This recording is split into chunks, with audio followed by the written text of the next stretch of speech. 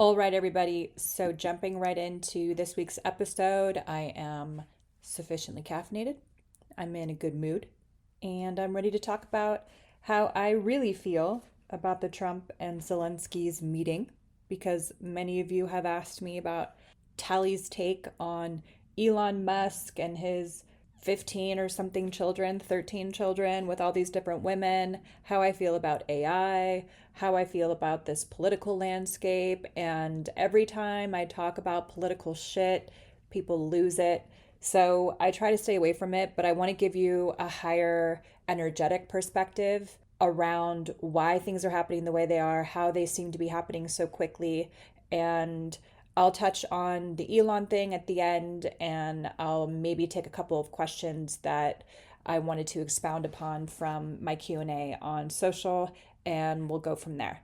So, first, I'm going to give you a broad stroke, in depth historical summary of how Russia has been demonized through propaganda and why this is, and kind of how we got there, because that's important context to have when it comes to understanding war and proxy war, which is what the Ukraine war is. So, first, I'm going to break down the concept of gross domestic product, GDP, because when this was established, everything changed. War is a business and it's extremely profitable, and here's why.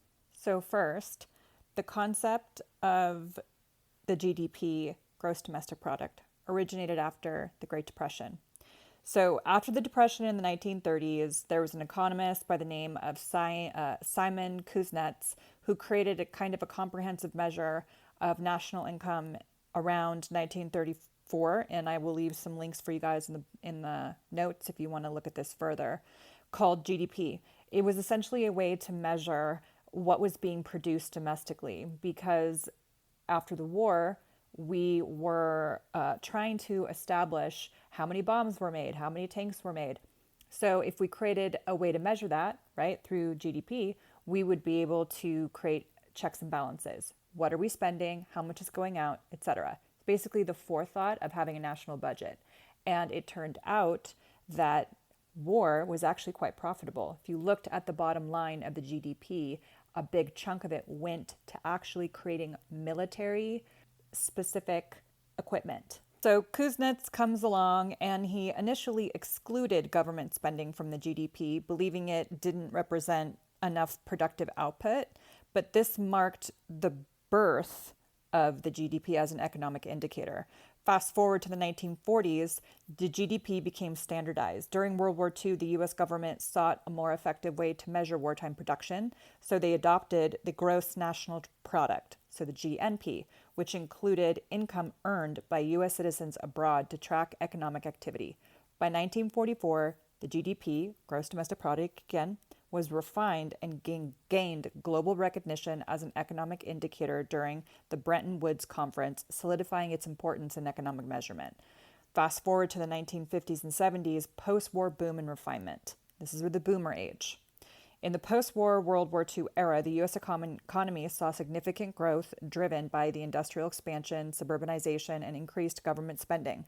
In 1953, the U.S. formally replaced the GNP with the GDP as the primary measure of economic output. This is important. To enhance its accuracy, adjustments were introduced, such as accounting for inflation, leading to the development of real GDP. These changes solidified GDP's role as a crucial tool for assessing economic performance. Okay, so what do we know about inflation right now? Why is inflation completely out of control?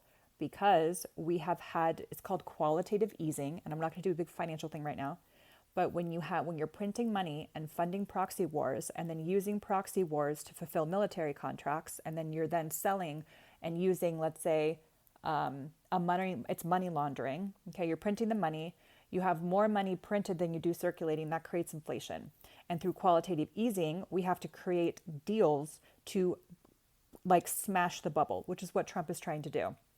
So you go through Ukraine, you funnel all these military equipment and bombs and things like that to fulfill military contracts through the Ukraine, and then they end up being sold in the black market. All of that recirculates back to the U.S., which actually starts to minimize the inflation. And so you actually have a dollar per dollar ratio, and then the dollar becomes stronger. Once the dollar is stronger and it's trading, inflation's lower, hence you have the booming economy. Okay, you have to create industry. This is what the boomers experienced because they were in a post-World War boom because of this GDP. War is profitable. Let's continue.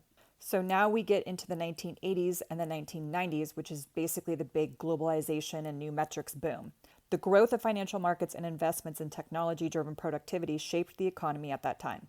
GDP emerged as a central tool for economic policy, with governments and the Federal Reserve relying on it to address inflation and recession risk. In 1991, the U.S. fully transitioned from using GNP, the gross national product, to GDP as its primary economic measure, aligning with international standards and reinforcing GDP's importance in global economic analysis.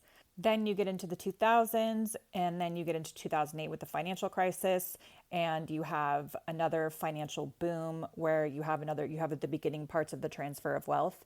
But these dates are important, these decades, because I'm going to reference this later when I show a clip of how Russia has been propagandized and why they have been made the enemy for so long, and try to weave all of these things together. But you have, when you have a financial crisis like that, and you have a crisis where the people who benefit the most are the ones who created the crisis, that's where you have complete and utter corruption. But the military-industrial complex was created after World War II. Eisenhower talked about this as much in his farewell address, where he said, "In the councils of government, we must guard against the acquisition of unwarranted influence, whether sought or unsought by the military-industrial complex.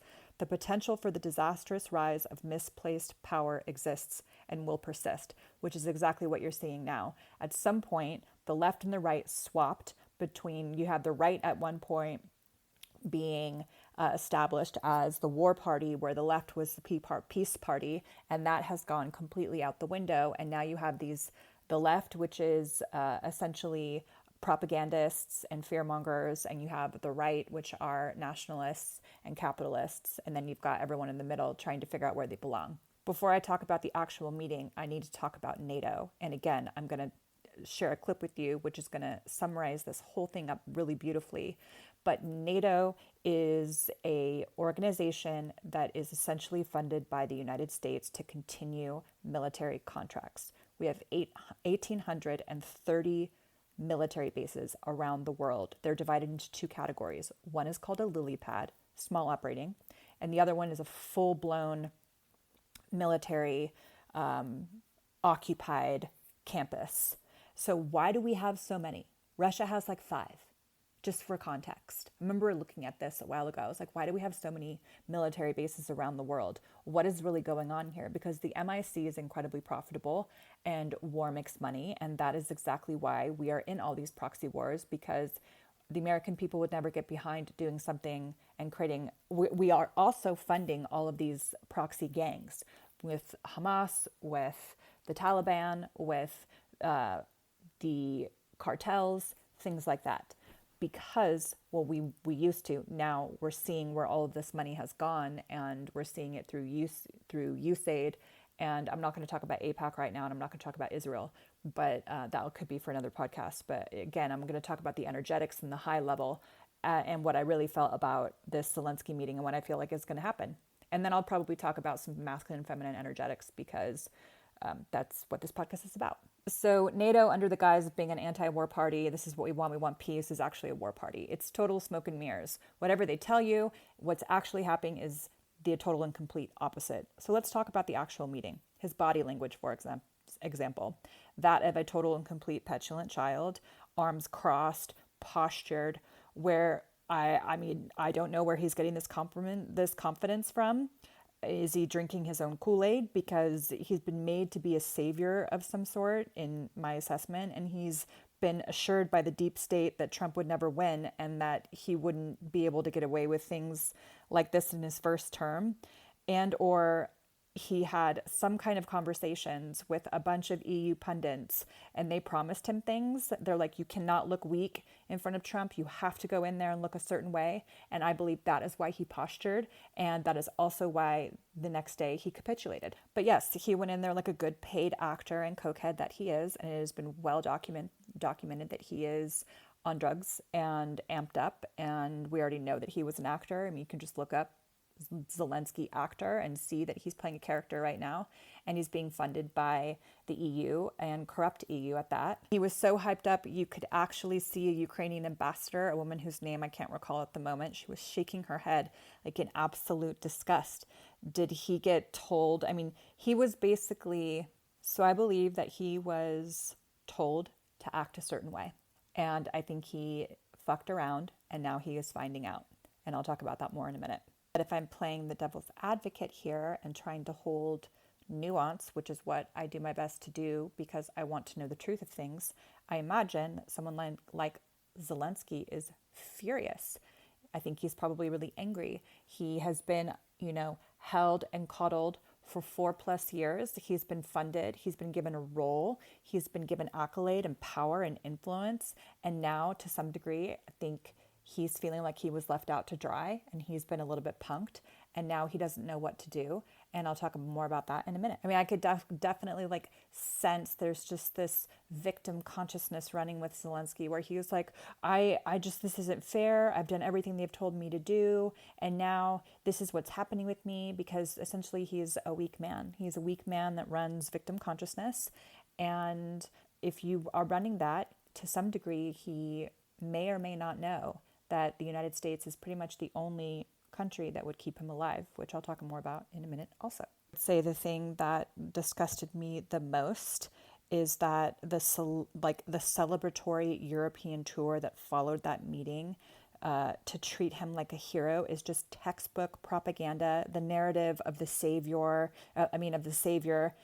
kind of in opposition of the big bad bully America, just plays out so well, right? I mean, it's just giving world political theater, popcorn in hand. He's losing this war, and that was by design. And America is the only nation, again, that would keep him alive when all of this is over. We have literally funded this proxy war to the tune of 70% out of all the countries that have funded this Ukraine thing. Oops, big Z, oops. You know what I mean? You have to kind of look at that and say, your behavior was atrocious. You embarrassed yourself. You tried to look a certain way, and all we're trying to do is create a peace deal.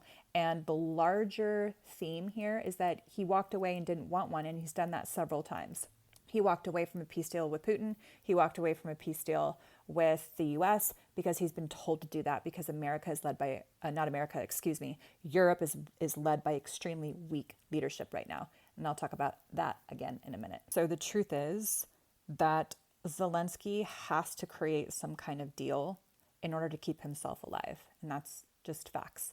Any kind of leader that is in his position, who has been created and funded by the opposition, once that opposition turns their back, Zelensky is cooked and he knows it. But let's say the two powerful nations that are anchoring the Ukraine, Russia and America, and that is a patriarchal strong those are two patriarchal strong nations.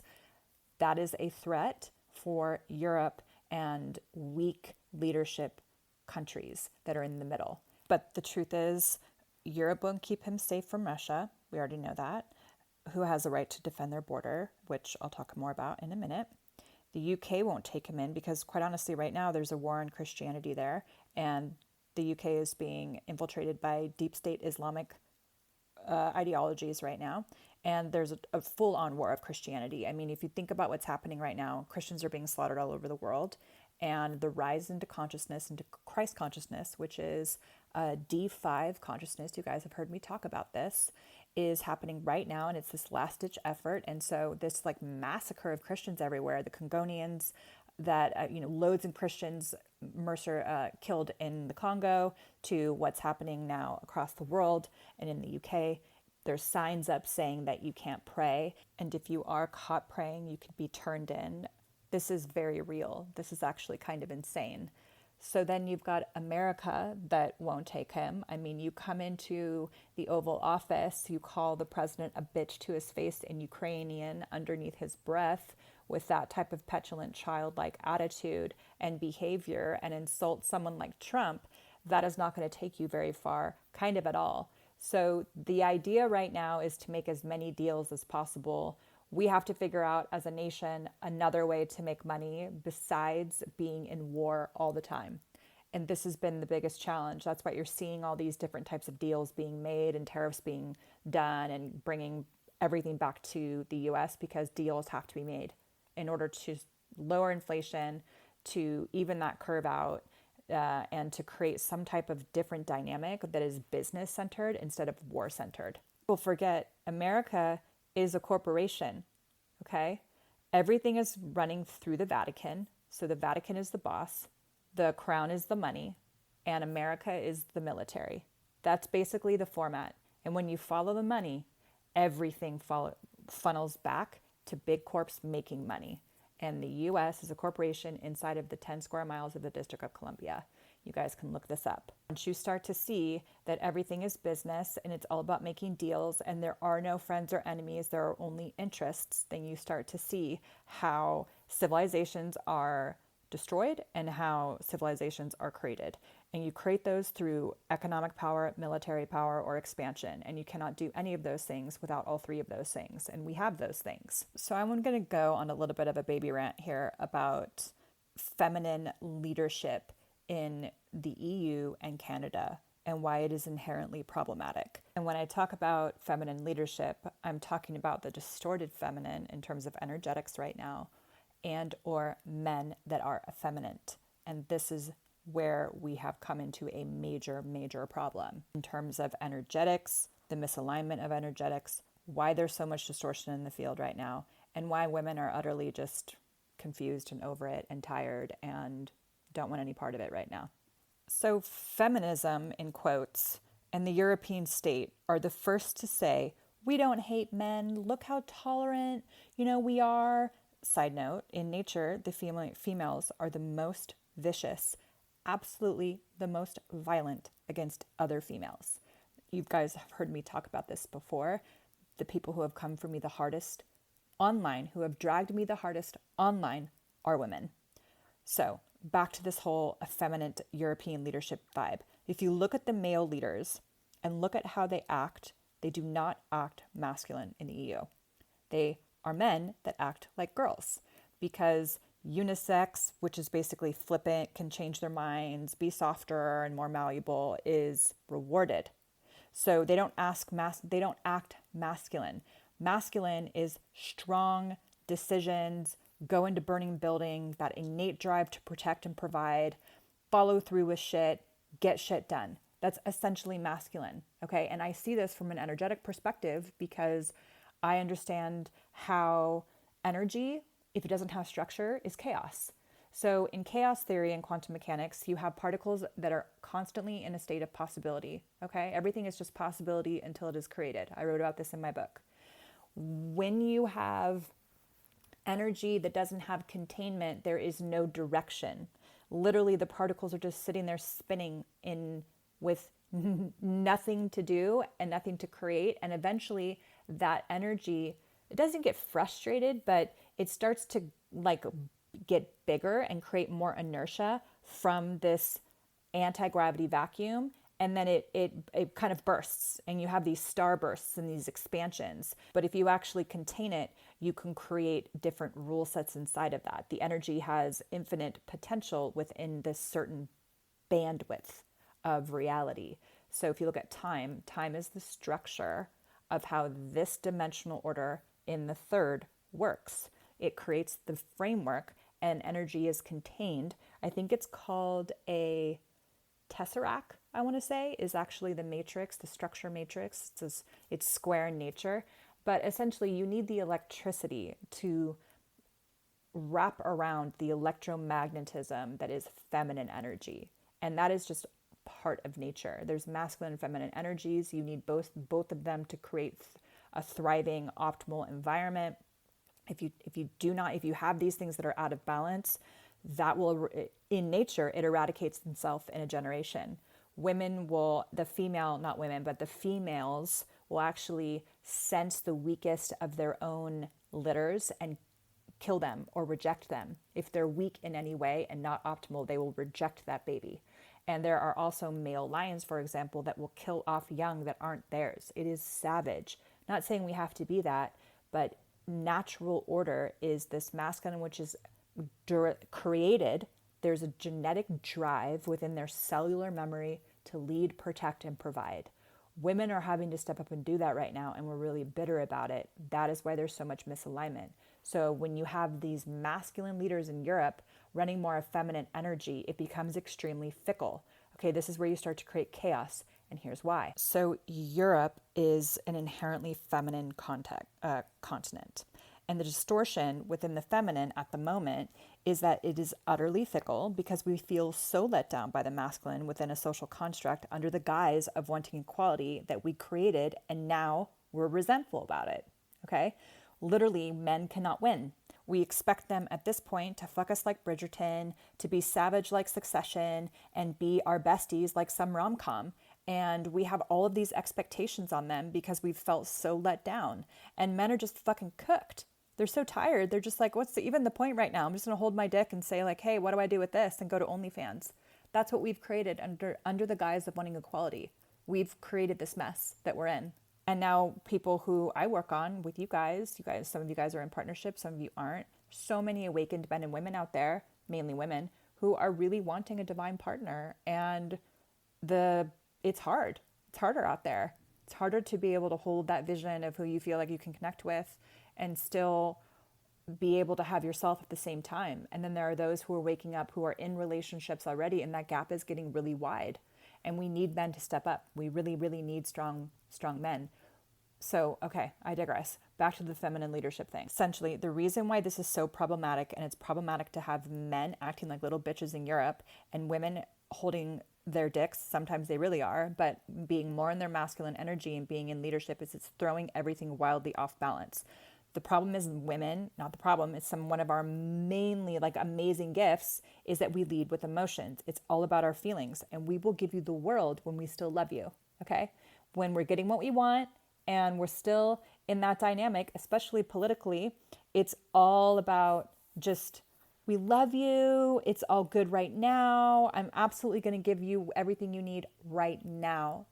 But the moment we change our mind, the moment we stop loving you, you are fucking out, and we are out of there, and we will go find somebody else to procreate with. We'll find somebody else to be our father, to father our children, and well, some of us are looking for a Freudian, father figure, but we will find somebody else to procreate with. Our life will go on because we can create. We can create family. We will survive. We have this innate ability to be able to lean on our seduction energy, to be able to be so unbelievably self-reliant. We will move into fuck you, I don't need you, and I'm going to use all of these people to my advantage.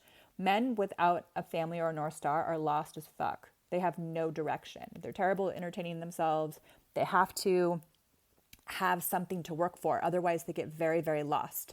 And women have done a very good job at being so unbelievably self-reliant. Just because you can do something doesn't mean you have to do something. We do not know how to surrender. We do not know how to not control things. We do not know how to receive pleasure. And unfortunately, this is the situation that we're in. But because we're so self-efficient, we'll just do it ourselves. And it's actually getting really sad. So I don't blame men at all for getting OnlyFans accounts, for being in a marriage that because they don't want to leave their kids, they love their kids, and they have a good enough living relationship with their partners that they are seeking emotional love somewhere else. Women who will just literally love them through whatever they're going through. So male leaders on the other side are designed and hardwired to make a deal, shake a man's hand, and follow through with their word. They're created to do that. It's actually in male DNA is to make business, shake hands, and establish that connection and follow through with it. Go into the burning building, save it. We said we were going to do it. It's all about loyalty with them. That's why men have friends like forever, right? The first friend they ever made in 4th grade will be their friend until they die. It's very inherent in the DNA of men. Tribal mentality, loyalty, that sense of loyalty. You see this in urban culture where they all want to bring up their friends with them. Women, not the same. Fickle as hell. We will just cut you off. We're savage like that. And I hope that changes. I would love to see that change. I would love to see that curve flatten for all of us and come back to each other. There is this rise, this rise of like homesteading and women's circles and wanting to come back together and soften and champion each other without all this fucking jealousy and cutthroatness and kind of jealousy, like hating on somebody's success and all of that stuff. All of that is just a strategy. It's just all survivability that you don't need to be running anymore. Those are all programs. It's all patterns. And it's, if you really, really get down to the bottom level of the energetics of those patterns, it is a tremendous amount of fear of feeling like you're not going to fulfill your own potential and of being alone. So that's why women are doing what they're doing in terms of their behavior right now. But it's very dangerous to have an out of control feminine. And that's what we have right now. We have leadership, we have men that are acting like women, and then we have very, very strong patriarchal nations like a Russia and an America, for example, that are anchoring in Europe, including the Ukraine, and that is extremely threatening for Europe. So Europe benefits from having a puppet, and they benefit from creating an alliance and trying to align themselves with these other nations besides patriarchal nations to be able to stand up against a Russia or an America, but they will never, ever win. It will be over in 5 seconds if we actually decided to go to war with Europe or Russia. It would be over in 5 seconds. So for example, if you look at what, I'm just recalling something now about what Kaja Kallas said, that it was never really about Ukraine. Ukraine was a proxy to dismantle Russia. They do not want Russia being a powerful nation because they don't want Russia and the United States to be aligned. They do not want it. Propaganda was created specifically by Bernays and several other people to create the narrative to demonize Russia because, again, a unified Russia and America is extremely dangerous for the center. And once the CIA basically purchased journalism, they could plant any information that they wanted, and that is why we are in the position that we are in now, where Americans don't know the truth. It's created chaos, we're confused, and we're going against each other.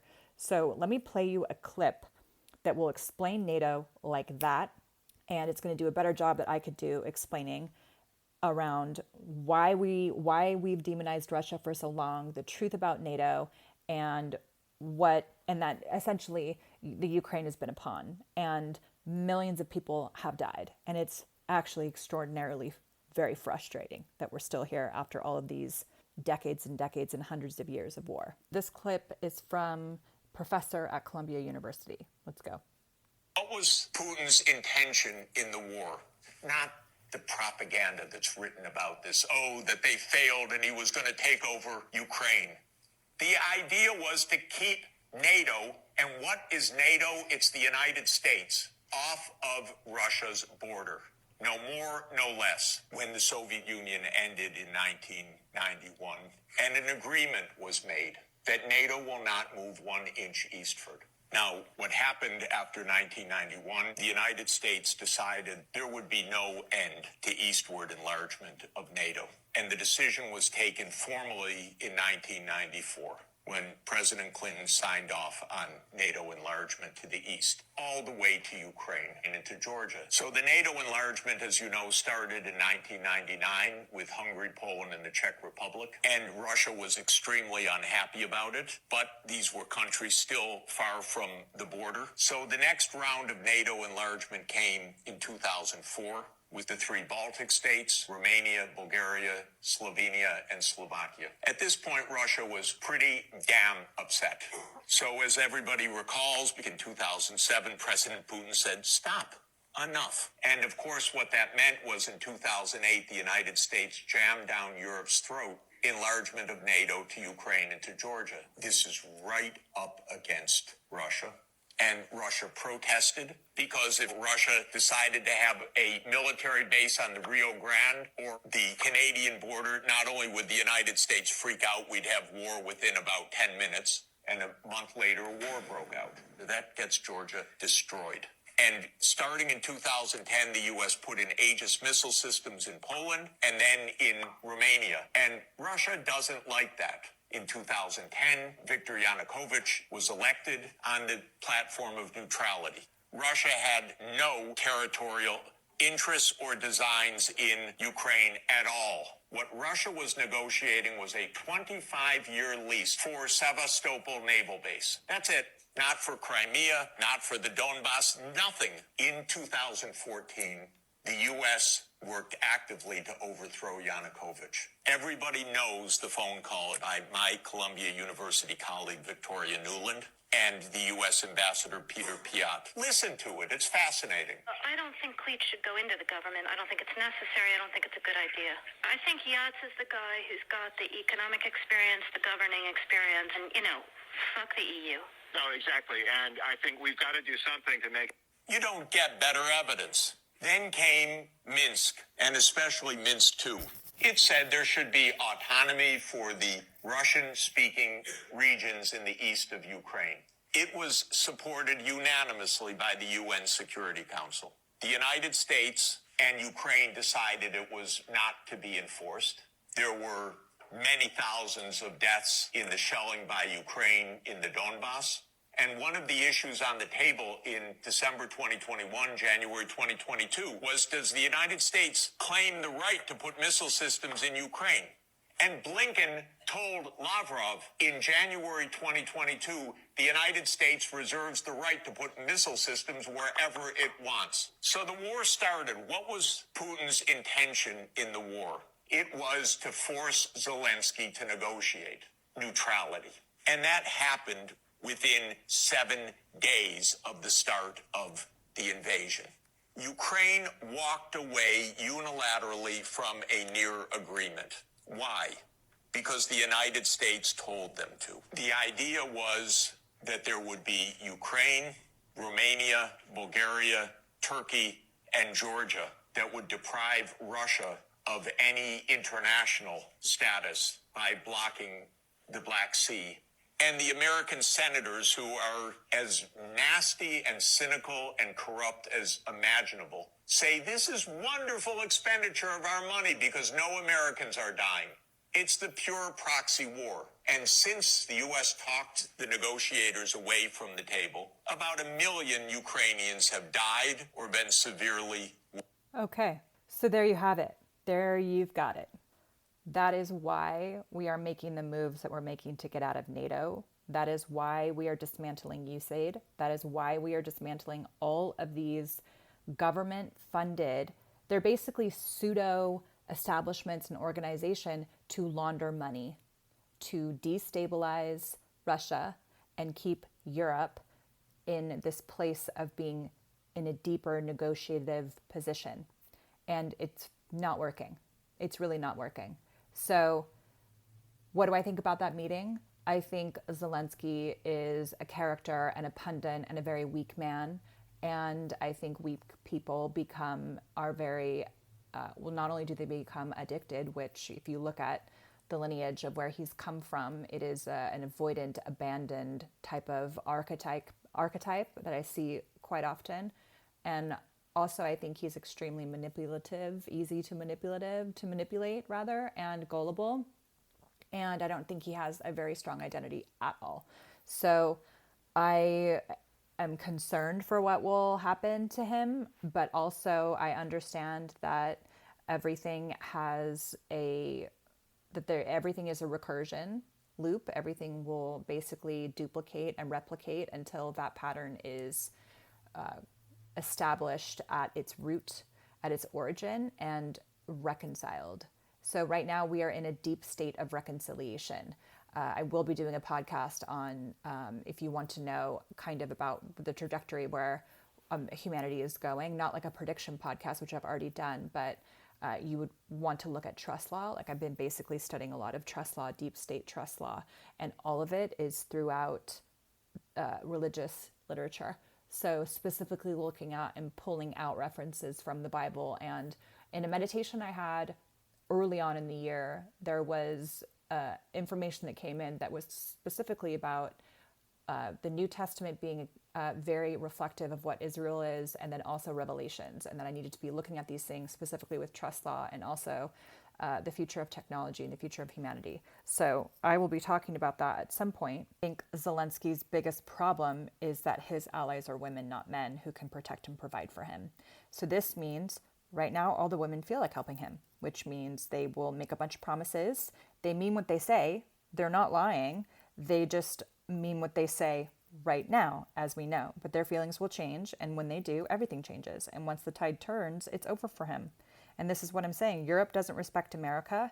And as much as they think they're better than us. And I've lived in several European countries, and I can tell you this is just the truth.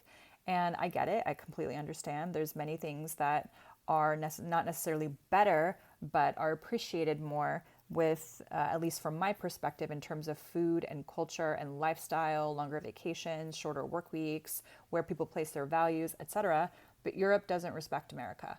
And once you have lost respect, you can no longer walk along party lines. And right now, this is what the real revolution is you have a reckoning of not only the energetics finding their place again, but a reestablishment of order. Okay, so what do I really feel about Elon Musk? And then we'll kind of wrap this up. So Elon Musk with his trillion kids and with a trillion women and all of these things. So I believe he's a bit of a transhumanist. And I think he's been cast in a role that he doesn't all the way know yet. And I think he's here to advance civilization. He's a catalyst. I've said the same thing about Trump. And he is absolutely doing that. The mechanics of how he operates is he's able to project his consciousness in various different points in time. So he can project his consciousness in the future, very much in the future. And then what will happen is, because that connection point has already been established, the sequencing on how things need to materialize will just boop, boop, boop, boop, boop, boop, fall like right into place, because he holds that level of resonance. And that is why he's been able to create so much in such a short period of time. Essentially transforming the automotive industry, saving it essentially. If electric didn't come around, it would be unsustainable. The automotive industry would collapse because it just wasn't profitable the way it was working. If you don't believe me, just look at what happened with electric and look at what happened with gas. Look how many cars and units are sold of each one, and then compare them. And then look what he's doing with space. Look what he's doing with satellites, etc. Look what he did with money. It will just be, he's just going to keep going, okay? It's just going to keep going, because this is what he does. He's able to project his consciousness in various points of time. Many of them are futuristic. That's why he's very good at making companies profitable through AI, which is what he's doing with Doge. And quite honestly, it's fine. AI is not going to replace people. It's going to replace companies that have hosted people. So it's all about evolution. It's not about people throwing people out of jobs. The issue with the issue with Elon right now is that he doesn't have an empath program. He is a bit on the spectrum, and it's kind of like when he embodied, there was a little bit of a fragmentation when it coming all the way in, and so he doesn't have an empath program. And it's very atrophied, but it activates through children. So children help him feel, okay? They help him feel things. And that's very important for a hybrid like Elon, which is what he is. So very similar program that ran is with Steve Jobs. Steve Jobs literally created a device that could connect people around the world, so he knew what it felt like to be human. And when I tune into both of them, they run very similar programs around lack of empathy. That's why they're very, very, very hard bosses. So children activate this empath program in Elon. And he experiences that through love. So for him, it doesn't matter. Like, the idea of marriage isn't the North Star for him. It's feeling. It's learning how to feel something and being around women who anchor him. So he made lots of agreements with all these other beings before he embodied. That's why he has all these babies with all these women. And each of them plays a very specific role in his own evolution. But the idea for him is he's a wild catalyst. His mechanics in terms of the way he can project his consciousness is fascinating. And he's a very advanced being that is here to advance technology if he doesn't destroy himself in the process. And I think he has a hard time with that because it's very isolating. Like, it's very, very alone. He feels very alone. And kids bring him to life. They make him feel things. They help him feel things. love does that, those connections with different women does that. And so I can really empathize and understand that. I was like, oh, I see why you're creating that for yourself. I see what you're doing. So you're creating this scenario of, I don't know how to feel, and so I'm going to run through as many simulations as possible until I feel something. So that I understand. That's how I feel about Elon having kids with children with a bunch of different women. I don't see the social political stuff. It's fine. I'm wildly more interested in what are the underlining programs and patterns that he's running. Why is he choosing to create his reality this way? And what are the fulfillments? Programs and patterns are designed to fulfill themselves. They are going to accommodate the emotions. Right now, he has that level of savagery, specifically with what's happening with Doge. I don't agree with how he's doing it, because there's a lot of people who are public servants who love their job and love the dedication to their government and their country that are kind of getting cast aside. So it's not an optimal way he is running Doge. But because he doesn't have an empath program, he understands the bigger picture. He was like, I have been tasked to find the bleed, and I will find it, and I will end it immediately. Not now. Imagine trillions of dollars being set on fire every single day. You're like, well, there's people I have to care about. He doesn't care about that. He's looking to solve the problem. So that's why I'm kind of, great, man. Go have a bunch of kids. Feel something. Create that life for yourself. Different experience. Very interesting. It's not the ideal family life that I would want, but I understand why he's creating that for himself. There's a great question that came in about AI, but I feel like I need to do a part 2 on that, because AI is fascinating. It's an amazing tool. I'm actually quite excited by it. And when you realize that you're witnessing this powerful tool that will advance and expand the parameters of what's available for us in terms of consciousness, you will look at it a different way. It is an extraordinary tool, and I believe that Elon is in the position he's in now, specifically with AI, to keep an eye on it. So I wouldn't be afraid of it at all. I think it can go one of two ways. Just like with everything that's happening right now, there are people who are going to run and be completely stifled and live inside of their fear patterns and be controlled in perpetuity. And there are those who are going to wake up and begin the remembering and reclaiming process. And then there's going to be 50 shades in between. That's why it's a very exciting time to be alive. Look how fast things are changing. And by 2030, 2035, things will be so unrecognizable, it will be crazy. And if you give it about 18 months, you'll see that there will be significant shifts. That's why I'm in the position I am in now. That's why I've been asked and called to lead in a different way, a little bit more behind the scenes, and not so much in a mainstream way. And I believe that women are waking up first, because we have to rebalance first. It always happens with us. And when we realize that our true power and magic is working through a masculine, not trying to be the masculine, everything will shift. All right, you guys, more to come. Thank you so much for the interactions online. Please help me if you can by leaving a review. It helps me get this information, this podcast, out to more people. And I will see you in the comments. I will see you online and speak to you when I speak to you next. Take care.